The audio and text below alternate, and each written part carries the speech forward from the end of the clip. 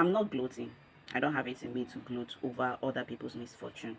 But I think this has to be said. When the missionaries came to Igbo land, they met a thriving people with a thriving spirituality. We didn't have most of the technologies that we have today. Nobody had it. Nobody, no civilization had it. We're mostly a communal society that were majorly filled with farmers, hunters, hunter-gatherer society, if you should put it that way. But our society was thriving based on what we had as at that point, and based on the fact that our ancestors were able to use what they had to solve their immediate problems. So these were the hallmarks of an evolving society. The missionaries came and they somehow saw our spirituality, but they needed to make us forget and destroy our spirituality and become Christians majorly. Now we understand that their idea of Christianity is some sort of a subservient relationship. It was not a religion that had our interest as Africans, as Ndibo. It did not have our interest. It was a relationship whereby they used the idea of a heaven, a place where you go after death, to be able to steal and impoverish us. Our people bought this lie, hook, line, and sinker, and we began to humiliate, desecrate, destroy our indigenous spirituality, our spiritual identity. Now, people like Father Obai, also known as Okonerere, he took the memo, he swallowed it, and he began to become an oppressor. He continued and perpetuated a system of destroying shrines, carrying out effigies that represented deities, destroying ancestral staffs of authority in the name of purging ancestral spirituality from Igbo land, most especially in Soka region down to Enugu Central up to Anambra State. So his mission was to place in the name of liberating people from the shackles of these deities whom he perceived as demons. Mind you, he's regurgitating what he learned from a colonialist and a missionary. He was not operating from a place of knowledge or from a place of fact.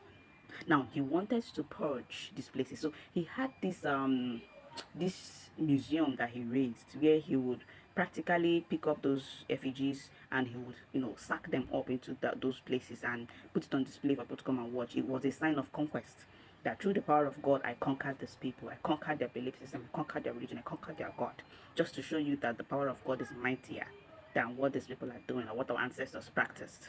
Now, few years after, because when he was doing this, when he was at his prime, now he's more or less he has advanced in age, and karma has come knocking for him. Now today, I think it happened today, his adoration ministry, which also served as his pure water factory, was destroyed, was demolished. The same hand that he used to dealt his ancestors, to deal with his ancestors, was dealt with him. The same way he went about destroying shrines, irrespective of if the people that owns the shrine wanted him to do it, the same way his own shrine, his own adoration center was destroyed and desecrated. Maybe there's a land tussle, but that's karma coming to bite him, because he would have done things the right way. But karma said, hold up, I'm coming for you. And now he's seeing, or he's feeling, he's experiencing what other people that he has destroyed their places of worship experienced when he was destroying their own shrines and their own places and instruments and symbols of worship. Now, I'm not here to gloat. I'm not here to gloat. Like I said before, it is not in my nature to see when somebody is suffering and I'm here to gloat. But because, especially when I know that he has employed people through his factory and that there are beneficiaries of scholarship programs that he was doing through his adoration ministry and center. So this is literally putting out food from the mouth of Ndibo worldwide, and I will never partake in any act or action that would sanction such something that heinous. Anything that is going to remove food from the mouths of Ndibo, I'm not part of it. But like I said, when karma comes, it really, really comes. This is reality. Reality is hitting him. But one question that I have here is that where is that power that he used to destroy ancestral shrines? Where is it? Because he claimed he was operating under some divine providence, under some divine command, some divine mandate from God. Where is that God when his own house is being destroyed? Because what this God would have done is to give him like a premonition, would have shown him, oh, this is going to happen. Then he would gather people and they would try to stop whatever that is going to happen. So where is that power that he claimed that he was operating with? Now, when Soludo tried to destroy, not even tried, was trying to, not when he destroyed Eke Kulobia, a shrine in Ekulobia, Christians were of the notion that, oh, where is that power?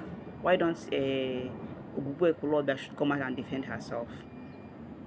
Now, I'm waiting for Christians to also, ask God, where were you when this thing happened? Why don't you come and defend yourself? Because, man, what I call deep now, what's happening? But what I'm trying to say here is that we human beings, we need to learn something from these things. When reality comes, we understand that human beings are the God or the gods that we see. Mmadụ bụ chi ibe ya. Mmadụ bụ chi ibe ya. And somebody said that the God that we know is the government of the day. Government of the day. When the government mean you, they will mean you. And this is what is happening to DBS in Anambra State and to Father Obai. It is human beings that institute the structures. It is human beings that also have the job of defending them. When these people, these man of God and these men of God, when they come to destroy shrines, the right persons or people to stand up are beneficiaries, the descendants of those people that instituted that shrine. Peradventure, that shrine is destructive. Is biting more than it can chew. Our ancestors, we have this proverb, which that is to tell you that our ancestors were not helpless, and they were not just participators, or let me say passerbys in their interaction with these deities. They were active participants, which means that if a deity decides to act anyhow, then the human beings had the right to take it out. So this is what these priests, these men don't tell you. They've somehow convinced Igbo people that they don't have the power to say no to deities when a deity is trying to act out. That they have to be the middleman, they have to be the persons to come and remove it. What our ancestors did then was, if a deity was trying to act out, was making excessive demands that the community cannot keep up with, the community will come together and say, no, we collectively agreed to allow you to come into our land. Collectively, we can reject you. And that's it. So the relationship that our ancestors had with these deities was an organic one. Each angle does not thrive without the other one. But the missionary and their cohorts and their operators, their police, they came and started to tell us that, oh, you cannot do this thing. If you try it, the deity is going to fight you. It is going to destroy you. You need the power of God. But when it comes to their own side, I'm yet to see the power of God function. But assuming his members came together and protested and said, no, you're not going to destroy this building, they will say, oh, this is the power of God working.